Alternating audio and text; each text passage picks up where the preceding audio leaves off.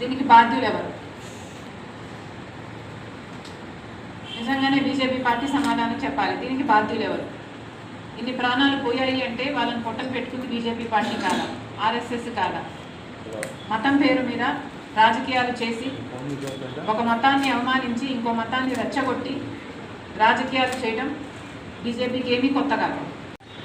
గొడవల దృష్ట్యా అక్కడికి వెళ్ళి పరామర్శించాలి, అక్కడున్న ముస్లింలకి ధైర్యం చెప్పాలి అన్న ఉద్దేశంతో ఈరోజు అక్కడికి ప్రయాణమైతే బీజేపీ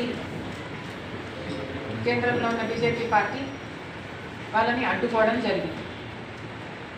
నిజానికి లా అండ్ ఆర్డర్ మెయింటైన్ చేయాల్సిన బాధ్యత ఈ ప్రభుత్వాలదే, ఈ బీజేపీ పార్టీ. అక్కడున్న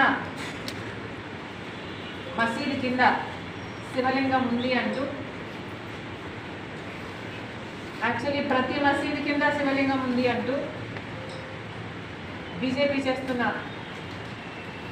ప్రచారానికి ఇన్సెక్యూరిటీకి గురై ట్రాన్స్మిషను,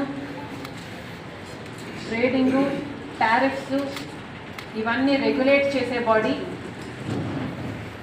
కనీసం వాళ్ళైనా జోక్యం చేసుకొని ఈ డీలు అక్రమము అని తేల్చి అదాని గ్రీన్కి జగన్మోహన్ రెడ్డి గారి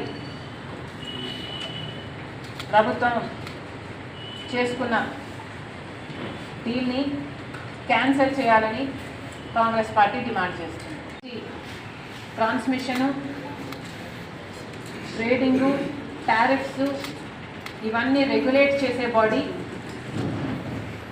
కనీసం వాళ్ళైనా జోక్యం చేసుకొని ఈ డీలు అక్రమము అని తేల్చి అదాని గ్రీన్కి జగన్మోహన్ రెడ్డి గారి